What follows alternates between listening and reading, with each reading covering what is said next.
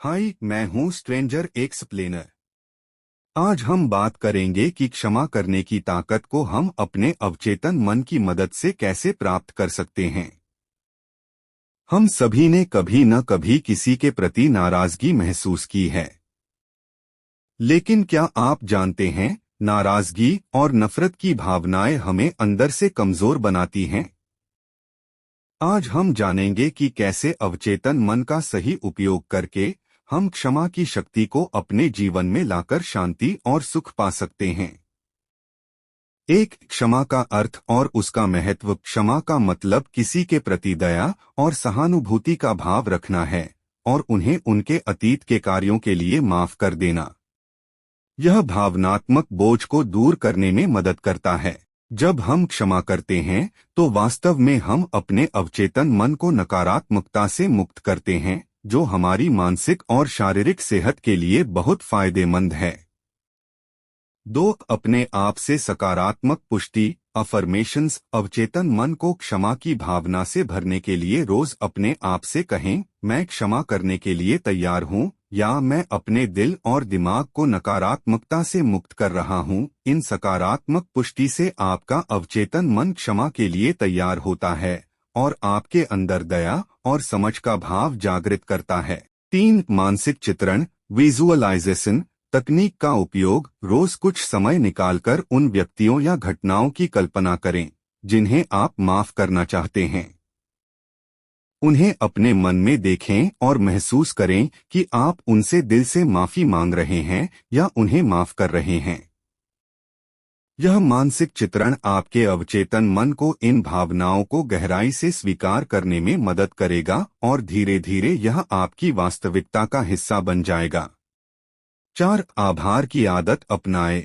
अपने जीवन में जिन चीजों के लिए आप आभारी हैं, उन पर ध्यान दें। आभार जताने से हमारा ध्यान नकारात्मकता से हटकर सकारात्मकता पर जाता है। जब आप अपने जीवन में अच्छी चीजों को सराहते हैं तो आपका अवचेतन मन और अधिक क्षमा करने के लिए तैयार होता है, क्योंकि यह चीजों को एक नई दृष्टि से देखता है। 5, ध्यान मेडिटेशन का अभ्यास करें। ध्यान करना अवचेतन मन को शांत और सकारात्मक बनाने का एक बेहतरीन तरीका है। प्रतिदिन 5 से 10 मिनट ध्यान में बैठें और अपने मन को शांत करें। इस दौरान अपने मन में यह भावना रखें कि आप दूसरों को क्षमा कर रहे हैं और स्वयं को भी। यह अभ्यास आपके अवचेतन मन को नकारात्मकता से दूर करने और क्षमा को अपनाने में मदद करता है। 6, क्षमा का महत्व समझें। याद रखें कि क्षमा करने का मतलब अपने दिल और दिमाग को हल्का करना है। इससे आप खुद को और दूसरों को एक नया मौका देते हैं। अवचेतन मन में क्षमा का भाव भरने से आप हर परिस्थिति को समझदारी और सहानुभूति के साथ देख पाएंगे। 17, क्षमा के लिए अवचेतन मन का प्रयोग कैसे करें। जीवन किसी के साथ भेदभाव नहीं करता है। ईश्वर जीवन है और यह जीवन सिद्धांत इस पल भी आपके भीतर प्रवाहित हो रहा है जब आप इन शब्दों को पढ़ रहे हैं और इन पर विचार कर रहे हैं। ईश्वर आपके द्वारा सद्भाव, शांति, सुंदरता, खुशी और प्रचुरता में व्यक्त होना पसंद करता है। इसे ईश्वर की इच्छा या जीवन की प्रवृत्ति कहा जाता है।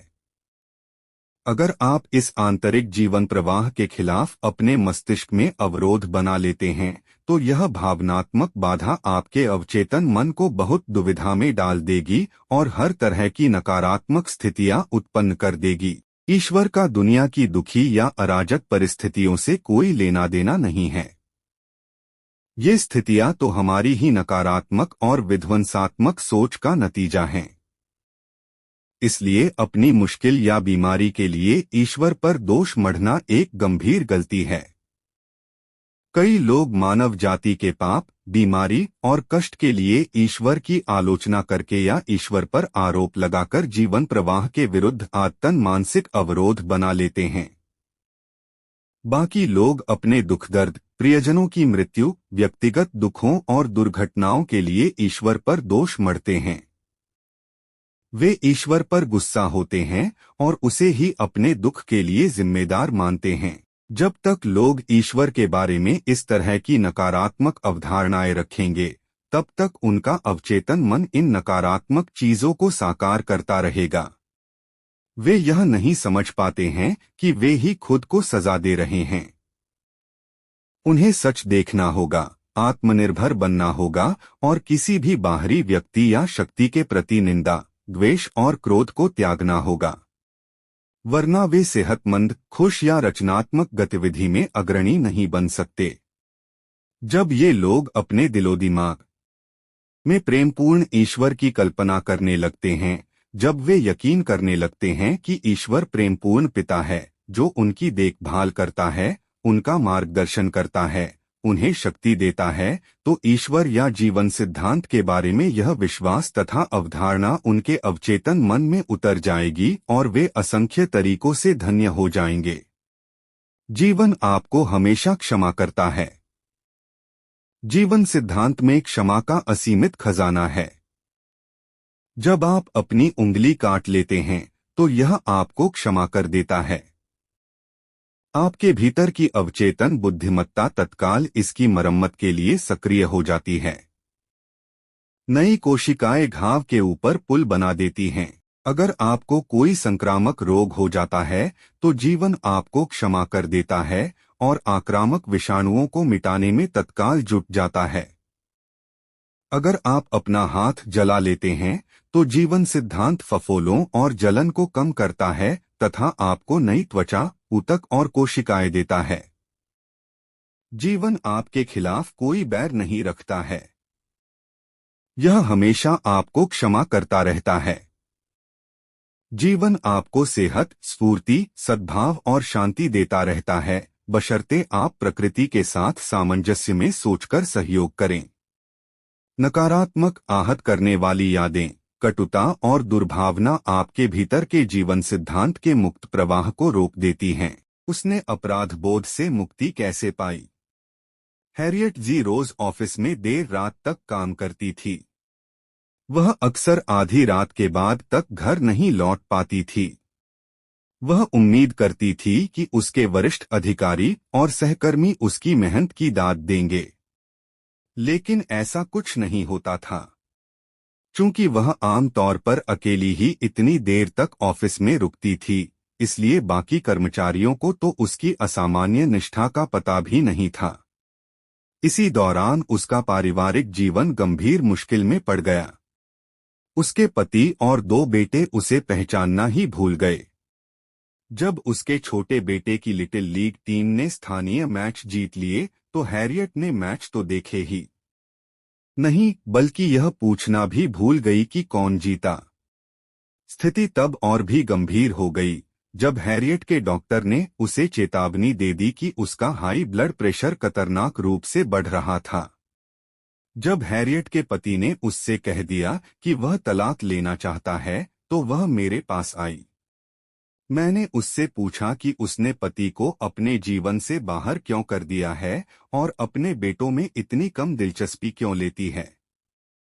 पहले तो उसने कहा कि उसे नौकरी बनाए रखने के लिए इतनी कड़ी मेहनत करनी पड़ती है, लेकिन जब मैंने पूछा कि क्या उसके सहकर्मी भी उसके जितना ही समय देते हैं तो उसने माना कि उसकी कंपनी के बाकी लोग सामान्य घंटे काम करते थे और वे काम में उससे ज्यादा माहिर भी नहीं थे। मैंने पूछा कि वह इतनी मेहनत से काम क्यों कर रही थी। तुम्हारे मन में कोई चीज तुम्हें खाए जा रही है, मैंने उससे कहा। अगर ऐसा नहीं होता तो तुम इस तरह से काम नहीं करती। तुम खुद को किसी चीज के लिए सजा दे रही हो। कुछ देर तक उसने इस सुझाव का प्रतिरोध किया। वह कहती रही कि उसकी काम की आदतें सामान्य थीं, बाकी लोग आलसी थे। बहरहाल आखिरकार उसने स्वीकार किया कि उसके मन में एक गहरा अपराध बोध था। 15 साल पहले उसके पिता की मौत के बाद वह उनकी जायदाद की एग्जीक्यूटर थी। उसने जानबूझकर अपने छोटे भाई का बहुत सारा पैसा रोक लिया था। तुमने ऐसा क्यों किया? मैंने पूछा। क्या लालच के कारण? बिल्कुल नहीं, उसने जवाब दिया। मेरा भाई देखिए, वह नशे की समस्या से बुरी तरह ग्रस्त था। मैं जानती थी कि अगर मैंने उसे पैसा दिया तो क्या होगा। मैंने खुद से कहा कि मैं इसे उसके लिए बचाकर रख लूंगी और उसके ठीक हो जाने पर उसे दे दूंगी, और मैंने आगे पूछा। हैरियट ने गहरी सांस ली। ऐसा कभी नहीं हो पाया। उसने खुद को मार डाला। शायद उसने ऐसा जानबूझकर नहीं किया था, लेकिन बात वही थी। तब वह सिर्फ 26 साल का था। मैं सोचती रहती हूँ, अगर मैंने वह पैसा उसे दे दिया होता तो क्या होता। शायद वह इससे किसी सुधारगृह में जाकर अपना इलाज करवा सकता था। वह अब भी जिंदा हो सकता था।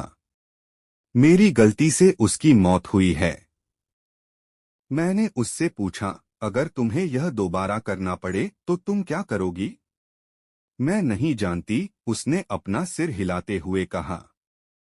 लेकिन मैं इतना जरूर जानती हूं कि मैं अपने भाई की समस्या पर उसे डांटने फटकारने के बजाय उसकी मदद करने की ज्यादा कोशिश करूंगी।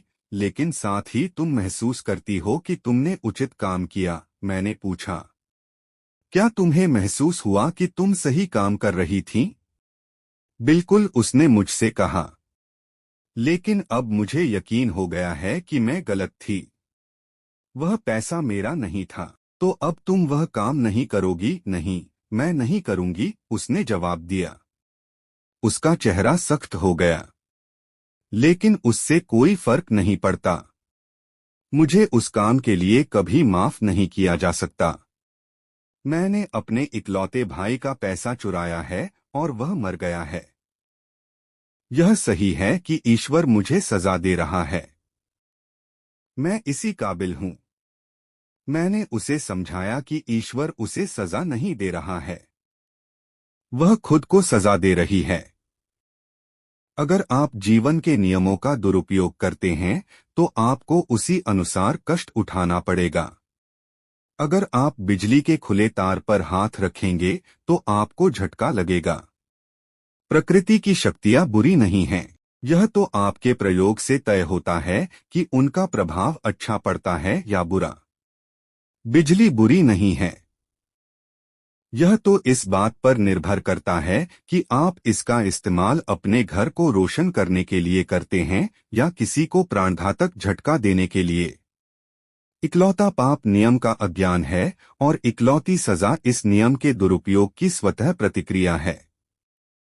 अगर आप रसायन शास्त्र के सिद्धांतों का दुरुपयोग करें तो अपने घर में विस्फोट करके उसे तबाह कर सकते हैं। अगर आप अपना हाथ किसी पटिए पर मारें तो हाथ से खून निकल सकता है। गलती पटिए की नहीं है। गलती तो आपकी है कि आपने इसका दुरुपयोग किया। अंततः मैंने हैरियट को एहसास दिला दिया कि ईश्वर किसी को सजा नहीं देता है। उसका सारा कष्ट उसके नकारात्मक और विध्वंसात्मक सोच पर अवचेतन मन की प्रतिक्रिया के कारण था। उसे क्षमा की जरूरत थी, लेकिन माफ का सच्चा अर्थ खुद को क्षमा करना है। क्षमा अपने विचारों को सामंजस्य के दैवी नियम के तारतम्य में लाना है। आत्मनिंदा को नरक, बंधन और सीमाएं कहा जाता है। क्षमा को स्वर्ग, सामंजस्य और शांति कहा जाता है। अपराध बोध और आत्मनिंदा का बोझ उसके दिमाग से उतर गया और वह पूरी तरह ठीक हो गई। अगली बार जब उसने जांच करवाई तो उसका ब्लड प्रेशर सामान्य निकला। स्पष्टीकरण ही इलाज था। एक हत्यारे ने खुद को माफ करना सीखा। आर्थर ओ ने कई साल पहले यूरोप में एक आदमी की हत्या कर दी थी। जब वह मेरे पास आया तो बहुत मानसिक कष्ट और यातना से गुजर रहा था। उसे यकीन था कि ईश्वर उसके भयंकर काम की सजा देगा। मैंने उससे पूछा कि क्या हुआ था। उसने बताया कि जिस आदमी की उसने हत्या की थी उसका उसकी पत्नी के साथ प्रेम संबंध चल रहा है। एक दिन जब वह शिकार से लौटा तो उसने उन दोनों को अप्रत्याशित रूप से रंगे हाथों पकड़ लिया और क्रोध के उन्माद में उसने उस आदमी को गोली मार दी। कानून ने उसके इस काम को बहुत सख्ती से नहीं देखा और उसे सिर्फ कुछ महीने की सजा मिली। जेल से छूटने पर आर्थर ने पत्नी को तलाक दे दिया और अमेरिका में बस गया। कुछ साल बाद वह एक अमेरिकी महिला से मिला और उससे शादी कर ली। अब उसके 3 प्यारे बच्चे हैं। उसने सफल कैरियर बना लिया है, जहां वह कई लोगों की मदद करने की स्थिति में है। उसके सहयोगी उसे पसंद करते हैं और उसका सम्मान करते हैं। बहरहाल इनमें से किसी भी चीज से उसे शांति नहीं मिल रही थी। अब भी वह अपने उस काम के लिए खुद को दोष देता था। आर्थर की कहानी सुनने के बाद मैंने उसे समझाया कि वैज्ञानिकों के अनुसार हमारे शरीर की सभी कोशिकाएं हर 11 महीने बाद बदल जाती हैं। इसलिए शारीरिक और मनोवैज्ञानिक रूप से अब वह वही व्यक्ति नहीं था जिसने हत्या की थी। उसे तो बदले हुए कई साल हो चुके थे। यही नहीं, उसने खुद को मानसिक और आध्यात्मिक रूप से भी बदल लिया था। अब वह मानवता के प्रति प्रेम और सद्भाव से भरा था। जिस व्यक्ति ने बरसों पहले वह अपराध किया था, वह तो मानसिक और आध्यात्मिक रूप से कभी का मर चुका है। खुद को क्षमा न करके आर्थर एक निरपराध व्यक्ति को सजा दे रहा था। इस स्पष्टीकरण का उस पर गहरा प्रभाव पड़ा। उसे ऐसा लगा जैसे उसके दिमाग से बहुत भारी बोझ हट गया हो। उसे बाइबल की इस सच्चाई के आंतरिक महत्व का पहली बार एहसास हुआ। अब आओ हम तर्क करते हैं। ईश्वर ने कहा, हालांकि तुम्हारे पाप खून से रंगे होंगे, लेकिन वे बर्फ जैसे सफेद हो जाएंगे। हालांकि वे खून की तरह लाल होंगे, लेकिन वे ऊन जैसे बन जाएंगे। ईसाया 1:18। आलोचना आपकी सहमति के बिना आपको चोट नहीं पहुंचा सकती। रैमोना के नाम की एक स्कूल टीचर मेरे एक भाषण के बाद मेरे पास आई। उसने बताया कि हाल ही में उसे एक भाषण देना पड़ा। भाषण के बाद उसकी एक साथी स्कूल टीचर ने उसे एक आलोचना भरी चिट्ठी भेजी। उसमें लिखा था कि रैमोना बहुत जल्दबाजी में बोली थी, कुछ शब्द खा गई थी और उसकी आवाज सुनाई नहीं दे रही थी। उसका वाक्यगठन कमजोर था तथा उसकी बात सारगर्भित नहीं थी। इससे रैमोना आहत और नाराज हो गई। वह अपनी आलोचक से द्वेष करने लगी और स्कूल में उससे दूर दूर रहने लगी। जब मैंने रैमोना से सवाल किया तो उसने अंततः स्वीकार किया कि आलोचना दरअसल सही थी। उसे वयस्क श्रोताओं के सामने बोलने का कोई अनुभव नहीं था। वह भाषण देने से पहले घबरा रही थी और बाद में वह खुश थी कि उसने यह काम कर दिखाया था। यही कारण था कि वह अपनी साथी टीचर की आलोचना से इतनी आहत हुई थी। यह तो ऐसा था जैसे किसी नन्हे बच्चे को इस बात पर डांटा जा रहा हो कि वह ज्यादा तेज नहीं दौड़ा, जबकि उसके लिए सिर्फ चलना ही अद्भुत काम था। हमारी बातचीत के बाद रैमोना ने पाया कि उसकी पहली प्रतिक्रिया बचकानी थी। वह सहमत हुई कि आलोचना भरी चिट्ठी सचमुच एक वरदान थी और उसे इन सुधारों की सचमुच जरूरत थी। उसने भाषण कला को निखारने के लिए पास के एक कॉलेज में पब्लिक स्पीकिंग कोर्स करने का फैसला किया। इस बीच उसने चिट्ठी लिखने वाली टीचर को उसकी दिलचस्पी और जानकारी के लिए धन्यवाद दिया। करुण कैसे बने? क्या होता अगर रैमोना को मिली चिट्ठी पूरी तरह गलत होती? क्या होता अगर उसके पास यह सोचने का अच्छा कारण होता कि उसके भाषण की यह आलोचना बिल्कुल गलत है? उस मामले में रैमोना को यह एहसास होता कि उसके भाषण के शब्दों या अंदाज में ऐसा कुछ था जिससे उस चिट्ठी लिखने वाली के पूर्वाग्रहों, अंधविश्वासों या संकीर्ण विश्वासों को झटका लगा होगा। समस्या उसके साथ नहीं बल्कि लेखिका के साथ होती। इसे समझना करुणा की दिशा में पहला अनिवार्य कदम उठाना है। अगला तार्किक कदम सामने वाले की शांति, सद्भाव और समझ के लिए प्रार्थना करना है। जब आप जानते हैं कि आप अपने विचारों, प्रतिक्रियाओं और भावनाओं के मालिक हैं, तो आप आहत नहीं हो सकते। भावनाएं विचारों का अनुसरण करती हैं और आप में उन सभी विचारों को अस्वीकृत करने की शक्ति है जो आपको विचलित या परेशान कर सकते हैं। विवाह की वेदी पर अकेली। कुछ साल पहले मैं एक पास वाले चर्च में शादी कराने गया। दूल्हा बनने वाला युवक काफी समय बीतने के बाद भी नहीं आया। होने वाली दुल्हन ने 2 घंटे बाद कुछ आंसू बहाए। फिर उसने मुझसे कहा, मैंने दैवी मार्गदर्शन के लिए प्रार्थना की थी। युवक का न आना शायद मेरी प्रार्थना का जवाब है, क्योंकि ईश्वर कभी गलत मार्गदर्शन नहीं देता है। उसकी प्रतिक्रिया ईश्वर और सभी अच्छी चीजों में अपनी आस्था को दोबारा व्यक्त करना था।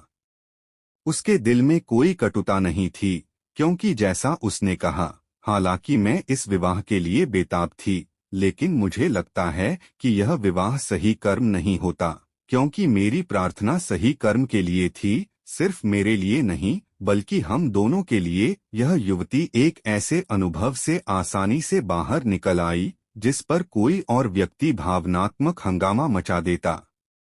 अपनी अवचेतन गहराइयों में मौजूद असीमित बुद्धिमत्ता के अनुकूल बने। इसके जवाब पर बिना किसी शंका के उसी तरह भरोसा करें जिस तरह आपको बचपन में माता पिता पर था। यही संतुलन और मानसिक तथा भावनात्मक सेहत की राह है। विवाह करना गलत है, सेक्स बुरा है और मैं बुरी हूं। एक युवती मेरा भाषण सुनने के बाद मेरे पास आई। उसने बताया कि उसका नाम कैरोल था। मुझे उसकी पोशाक अजीब लगी। वह बहुत सादी काली पोशाक और काले मोजे पहने थी। उसका चेहरा पीला और रूखा था। उस पर लिपस्टिक या कोई मेकअप नहीं था। उसका अंदाज भी सकुचाया हुआ लेकिन थोड़ा सतर्क था, जैसे उसे लग रहा हो कि उसके आसपास के लोग अचानक गलत व्यवहार करने लगेंगे। जल्दी ही कैरोल मुझे अपने लालन पालन के बारे में बताने लगी। उसे उसकी माँ ने पाला था, जिसने उसे यकीन दिला दिया था कि नाचना, ताश खेलना, तैरना या पुरुषों के साथ घूमना फिरना पाप है। उसकी माँ के अनुसार सभी मर्द बुरे होते हैं और सेक्स पाप है जिसे शैतान प्रेरित करता है। अगर वह इन दैवी आदेशों का उल्लंघन करेगी, अगर वह इनका अक्षरशः पालन नहीं करेगी, तो वह अनंतकाल तक नरक की आग में जलती रहेगी। जब कैरोल अपने ऑफिस के युवकों के साथ घूमने जाती थी, तो उसे गहरा अपराध बोध होता था। उसे लगता था कि ईश्वर उसे सजा देंगे। उसे एक युवक थोड़ा पसंद था, जिसने उसके सामने विवाह का प्रस्ताव रखा, लेकिन उसने ठुकरा दिया। जैसा उसने मुझसे कहा, विवाह करना गलत है, सेक्स बुरा है और मैं बुरी हूं, यह वह नहीं, उसकी माँ की कंडीशनिंग बोल रही थी। जाहिर है इस युवती को अपराध बोध हुआ। उसे कैसे नहीं होता? उसके लिए माँ के विश्वासों के साथ जीना असंभव था। इस विचार से बचना असंभव था कि उन विश्वासों में कुछ गड़बड़ थी। जो जीवन सिद्धांत हम सभी में प्रवाहित होता है, वह अपनी पहचान और अभिव्यक्ति के लिए जूझ रहा था। मैंने कैरोल को सुझाव दिया कि वह खुद को क्षमा करना सीखे। क्षमा करने का मतलब है किसी चीज के लिए कुछ छोड़ना। जीवन की सच्चाइयों और अपने नए आकलन को पाने के लिए उसे सारे झूठे विश्वास छोड़ने होंगे। 2.5 महीने तक कैरोल मेरे पास सप्ताह में एक बार आती रही। मैंने उसे चेतन और अवचेतन मन की कार्यविधि के बारे में वह सब सिखाया जो मैंने इस पुस्तक में बताया है। जब वह धीरे धीरे यह समझ गई कि अज्ञानी, अंधविश्वासी, कट्टर और कुठित माँ ने उसे गलत विचार दिए हैं, सम्मोहित किया है और कंडीशन किया है, तो वह अद्भुत जीवन जीने लगी। मेरे सुझाव पर कैरोल अधिक आकर्षक कपड़े पहनने लगी।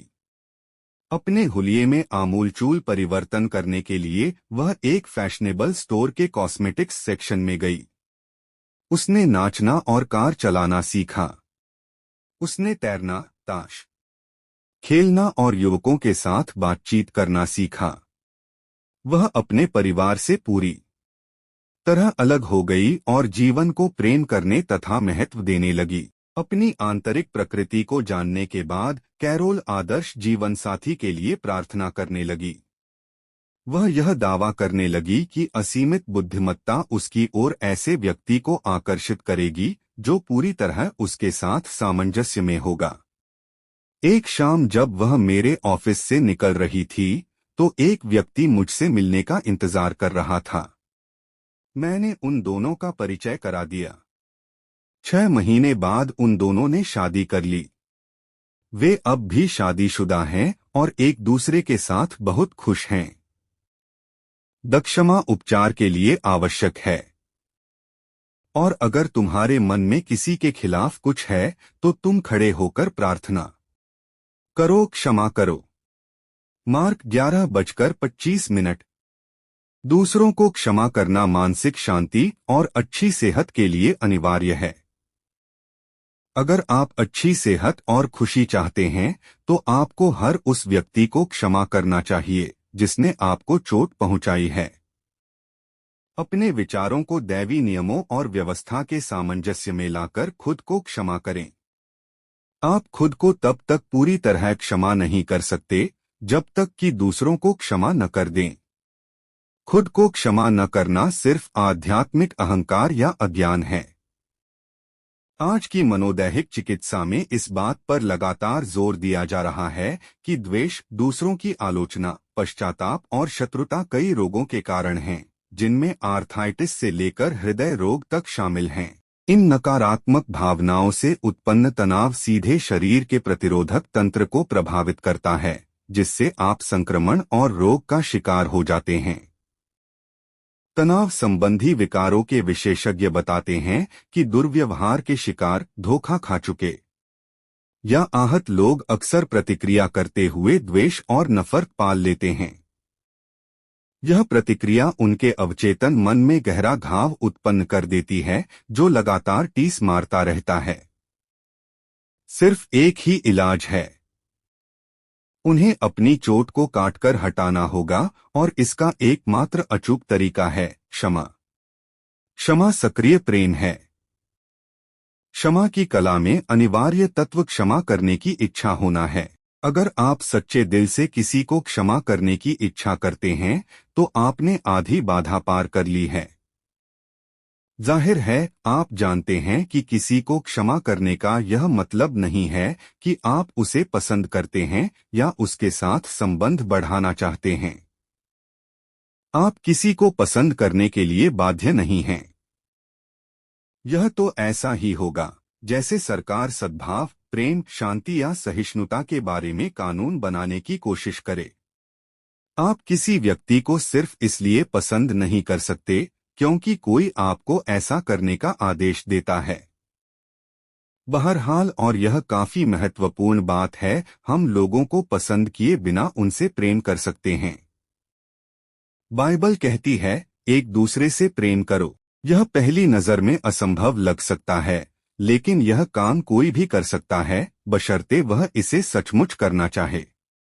प्रेम का मतलब यह है कि आप सामने वाले के लिए सेहत, खुशी, शांति, सुख और जीवन की सभी नियामतों की कामना करें।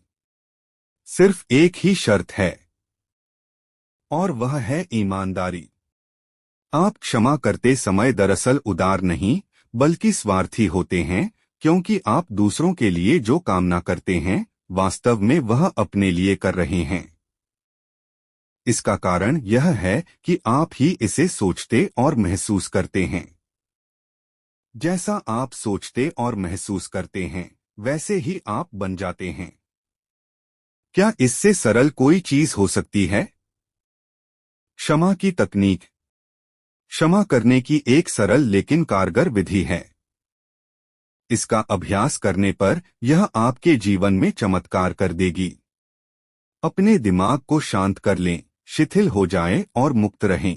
ईश्वर के बारे में, अपने प्रति उसके प्रेम के बारे में सोचें और फिर सकारात्मक घोषणा करें, मैं पूरी तरह से आहत करने वाले का नाम सोचें, को क्षमा करता हूं। मैं उसे मानसिक और आध्यात्मिक रूप से मुक्त करता हूं। मैं उसे इस मुद्दे से संबंधित हर चीज के लिए पूरी तरह से माफ करता हूं। मैं मुक्त हूं और वह मुक्त है। यह अद्भुत भावना है। मेरे लिए यह आम क्षमादान का दिन है। मैं हर उस व्यक्ति को मुक्त करता हूँ जिसने मुझे कभी आहत किया है, और मैं हर एक के लिए सेहत, खुशी, शांति तथा जीवन की सभी नियामतों की कामना करता हूँ। मैं यह काम मुक्तता, खुशी और प्रेम से करता हूँ। जब भी मेरे मन में अपने को आहत करने वालों के बारे में विचार आता है, तो मैं कहता हूँ, मैंने तुम्हें मुक्त कर दिया है और जीवन की सभी नियामतें तुम्हें मिलें। मैं आजाद हूँ और वे भी आजाद हैं।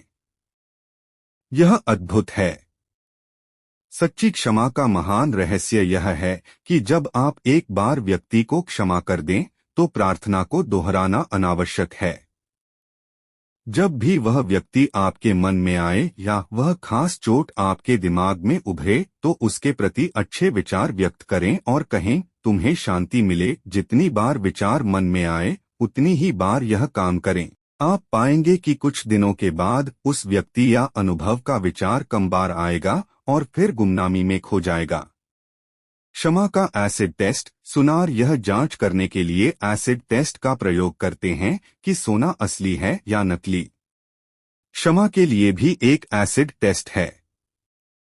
मान लीजिए कि मैं आपको किसी के बारे में कोई बहुत अच्छी खबर सुनाने जा रहा हूं, जिसने आपको चूना लगाया है, धोखा दिया है या छल किया है। अगर आप उस व्यक्ति के बारे में अच्छी खबर सुनकर कुढ़ जाते हैं, तो यह जान लें कि नफरत की जड़ें अब भी आपके अवचेतन मन में हैं और नुकसान पहुंचा रही हैं। मान लें कि पिछले साल आपका बहुत दुखने वाला दांत निकाला गया था और आप मुझे इसके बारे में इस समय बताते हैं। अगर मैं पूछता हूं कि क्या इस समय दर्द हो रहा है, तो आप मुझे हैरानी से देखकर कहते हैं, जाहिर है नहीं। मुझे दर्द याद है, लेकिन अब मुझे यह महसूस नहीं होता है। यही पूरी कहानी है। अगर आपने सचमुच किसी को क्षमा कर दिया है, तो आपको घटना तो याद होगी, लेकिन आपको अब उसकी चोट या डंक महसूस नहीं होगा। यह क्षमा का एसिड टेस्ट है। आपको इसे मनोवैज्ञानिक और आध्यात्मिक तरीके से करना होगा, वरना आप खुद को धोखा दे रहे हैं। आप क्षमा की सच्ची कला का अभ्यास नहीं कर रहे हैं। सबको समझना, सबको क्षमा करना है। जब आप अपने मस्तिष्क के रचनात्मक नियम को समझ लेते हैं, तो आप दूसरे लोगों और परिस्थितियों को दोष देना बंद कर देते हैं कि वे आपके जीवन को बना या बिगाड़ रही हैं। आपको एहसास हो जाता है कि आपके खुद के विचार और भावनाएं ही आपकी किस्मत बनाते हैं। इससे भी बढ़कर आप जान जाते हैं कि बाहरी चीजें कारण नहीं हैं। वे आपके जीवन तथा अनुभवों के कारण या निर्माता नहीं हैं। यह सोचना गलत है कि दूसरे आपकी खुशी में बाधा डाल सकते हैं, कि आप बेरहम किस्मत की फुटबॉल हैं, कि आपको जीने के लिए दूसरों का विरोध करना पड़ेगा और उनसे लड़ना पड़ेगा। ये सभी विचार अपनी विध्वंसात्मक प्रकृति को प्रकट कर देते हैं। जब आप यह समझ लेते हैं कि विचार ही वस्तु है। यह सिद्धांत बाइबल में स्पष्टता से बताया गया है। जैसा व्यक्ति अपने दिल में सोचता है, वैसा ही वह होता है। प्रोवर्ब्स 23:07। एक क्षमा में सहायक बिंदुओं का सारांश। एक, ईश्वर या जीवन व्यक्तियों में भेद नहीं करता है। जीवन किसी के साथ भेदभाव नहीं करता है। जब आप सद्भाव, सेहत, खुशी और शांति के सिद्धांतों का पालन करने लगते हैं, तो जीवन या ईश्वर आपके पक्ष में काम करने लगता है। 2, ईश्वर या जीवन बीमारी, रोग, दुर्घटना या कष्ट नहीं भेजता है। हम ये चीजें अपने नकारात्मक विध्वंसात्मक सोच से खुद अपने ऊपर लादते हैं, और इस बारे में यही नियम काम करता है, जैसा बोओगे वैसा काटोगे। 3, ईश्वर के बारे में आपकी अवधारणा आपके जीवन की सबसे महत्वपूर्ण चीज है। अगर आप सचमुच प्रेमपूर्ण ईश्वर में विश्वास करते हैं, तो आपका अवचेतन मन प्रतिक्रिया करके आपको असंख्य नियामतें प्रदान करेगा। प्रेमपूर्ण ईश्वर में यकीन करें। 4, जीवन या ईश्वर आपके खिलाफ कोई बैर नहीं रखता है। जीवन कभी आपकी निंदा नहीं करता है। अगर आपके हाथ में घाव हो जाता है तो जीवन उसे ठीक कर देता है। अगर आप अपनी उंगली जला लेते हैं तो जीवन आपको क्षमा करता है, घाव को भरता है, फफोलों को मिटाता है और उस हिस्से को पूर्ण बना देता है। 5. आपका अपराध बोध ईश्वर और जीवन की गलत अवधारणा है। ईश्वर या जीवन आपको सजा नहीं देता है या मूल्यांकन नहीं करता है। आप खुद अपने झूठे विश्वासों, नकारात्मक चिंतन और आत्मनिंदा के अवचेतन प्रभावों द्वारा अपने साथ ऐसा करते हैं। 6. ईश्वर या जीवन आपको सजा नहीं देता है या निंदा नहीं करता है। प्रकृति की शक्तियां बुरी नहीं हैं। उनका प्रभाव तो इस बात पर निर्भर करता है कि आप अपने भीतर की शक्ति का कैसा प्रयोग करते हैं। आप बिजली का प्रयोग किसी को मारने या घर को रोशन करने के लिए कर सकते हैं। आप पानी का प्रयोग किसी बच्चे को डुबाने या उसकी प्यास बुझाने के लिए कर सकते हैं। अच्छाई और बुराई व्यक्ति के मस्तिष्क के विचार और उद्देश्य पर निर्भर करती हैं। 7. ईश्वर या जीवन कभी सजा नहीं देता है। लोग ईश्वर, जीवन और ब्रह्मांड की गलत अवधारणाओं के कारण खुद को सजा देते हैं। उनके विचार रचनात्मक होते हैं, इसलिए वे अपने दुख की रचना खुद कर लेते हैं। 8. अगर कोई आपकी आलोचना करे और आपके भीतर वे कमियां हो तो खुश होकर उसे धन्यवाद दें और उसकी टिप्पणियों की प्रशंसा करें। इससे आपको उस खास दोष को सुधारने का अवसर मिलता है। 9. आप आलोचना से आहत नहीं होते हैं क्योंकि आप जानते हैं कि आप अपने विचारों, प्रतिक्रियाओं और भावनाओं के स्वामी हैं। इससे आपको सामने वाले के लिए प्रार्थना करने और उसे दुआएं देने का अवसर मिलता है, जिसके द्वारा आप स्वयं को दुआ देते हैं। 10. जब आप मार्गदर्शन और सही कर्म के लिए प्रार्थना करें तो जो जवाब मिले उसे मान लें। एहसास करें कि यह अच्छा है, बहुत अच्छा है। फिर आत्मकरुणा, आलोचना या नफरत का कोई कारण नहीं है। 11. कोई भी चीज अच्छी या बुरी नहीं है, इंसान की सोच उसे ऐसा बना देती है। भोजन, सेक्स, दौलत या सच्ची अभिव्यक्ति की इच्छा में कोई बुराई नहीं है। यह इस पर निर्भर करता है कि आप इन इच्छाओं, आकांक्षाओं और हसरतों का प्रयोग कैसे करते हैं। आपकी भोजन की इच्छा किसी की जान लिए बिना भी पूरी हो सकती है। 12. द्वेष, नफरत, दुर्भावना और शत्रुता बहुत से रोगों का कारण होते हैं। प्रेम, जीवन, खुशी और सद्भावना सबके प्रति उड़ेलकर अपने को आहत करने वालों तथा खुद को क्षमा करें। ऐसा तब तक करते रहें जब तक कि आप उनसे अपने मन में न मिल लें और यह न जान लें कि आप उनके साथ शांति से हैं। 13. क्षमा करना किसी चीज के लिए कुछ देना है। प्रेम, शांति, खुशी, बुद्धि और जीवन की सारी नियामतें तब तक दूसरों को दें जब तक कि आपके दिमाग में कोई दंश न बचे। यह क्षमा का एसिड टेस्ट है।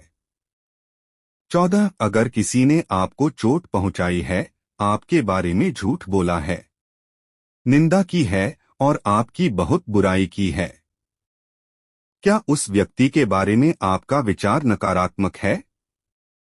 अगर ऐसा है तो आप उसे अभी तक क्षमा नहीं कर पाए हैं। नफरत की जड़ें अब भी आपके अवचेतन मन में हैं और आपको नुकसान पहुंचा रही हैं। उन जड़ों को उखाड़ने का एकमात्र तरीका प्रेम है।